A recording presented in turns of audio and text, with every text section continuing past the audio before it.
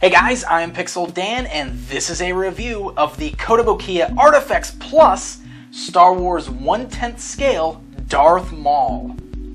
So the latest entry in Kotobukiya's 1/10 scale ArtFX Plus line is the awesome Sith known as Darth Maul. Very, very cool piece and a very welcome addition to the awesome 1/10 scale ArtFX Plus line. So let's go ahead and take a look at exactly what is included.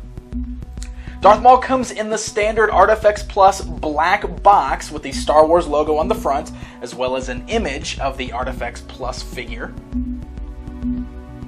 The back of that box gives us a brief bio on who the Darth Maul character is, as well as gives us some shots of the different display options for Darth Maul. Now, if you are unfamiliar with Kotobukiya's ArtFX Plus line, the thing that is so cool about this is that it is a snap-together statuette that allows for multiple display options.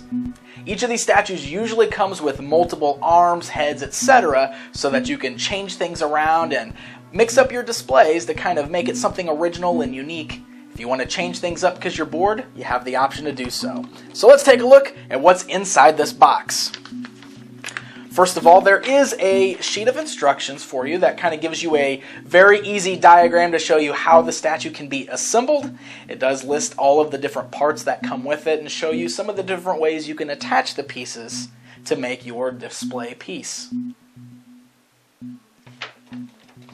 Alright, so laying out here in front of me are all the different pieces that come with the Darth Maul. It is very easy to snap the full thing together. The whole thing just utilizes this peg system that locks in place. It's very solid. I'll show you how that works. But you can see here that along with the main body piece with Darth Maul, which we'll go ahead and slide the torso on there, we have 3 right arms, 3 left arms, 2 different heads, and his lightsaber. So there's a great opportunity to mix and match all these parts so that we can display the perfect Darth Maul for our shelves.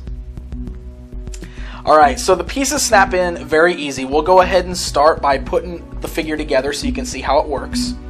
You can see the head just kind of snaps right in place there. There's just a post that slides right down. It's very tight once it gets in there, very easy to assemble. We'll go ahead and just apply some of the arms, which are also, you can see they're very snug. Takes a little bit of pressure to actually snap it in there, but that's great because it's nice and tight. You don't have to worry about it being limp or loose, falling out, anything like that. Do the same thing with the right arm there. So now we have our piece together. So before we start playing around with it, let's take a look at the actual statue itself.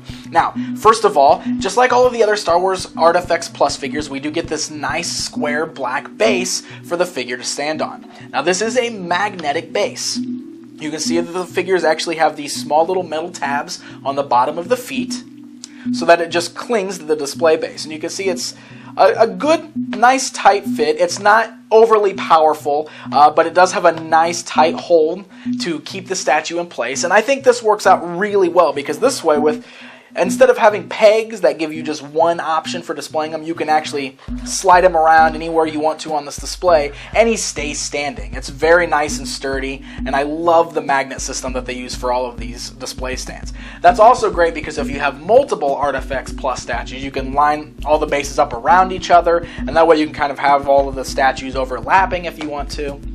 Works out great for display. Now, the details on the figure are incredibly cool. Darth Maul is just wearing a straight black outfit, so there's not a lot of extra paint detail or shading or anything like that really needs to go on here, but the sculpt itself is a beautiful one. The way that all of the folds just kind of lay in the Sith tunic he's wearing are very realistic, very cool looking. You can see that the bottom of the tunic is kind of blowing outwards a little bit, and it's got all of those nice folds in it. You got great details down in the boots and in the belt area, which are slightly different colored black than the rest of the outfit to kind of differentiate them. It's very nice looking. And of course, the head is one of the greatest pieces of this. Darth Maul is known for his very intricately detailed tattoos on his face. So you can see that it's got the nice bright red with all of the cool tattoos on there. And the cool thing is that is all sculpted details, so it's not just painted. It looks really nice. And you do have 2 different heads.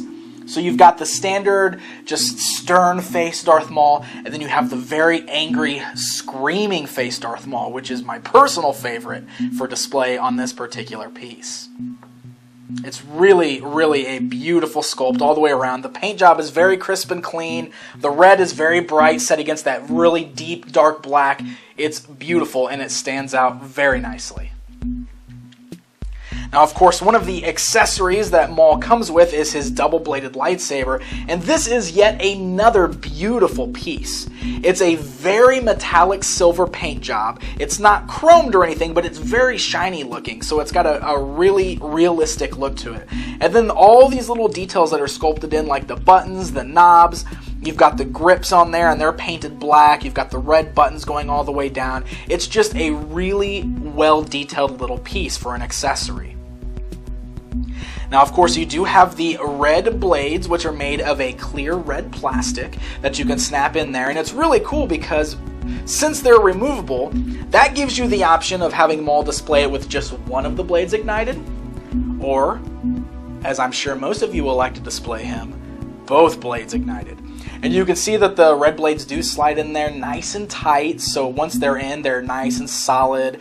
There's no drooping or anything like that going on because they're very nice, firm pieces of plastic. There's no real pliability going on with them there. They're very nicely done.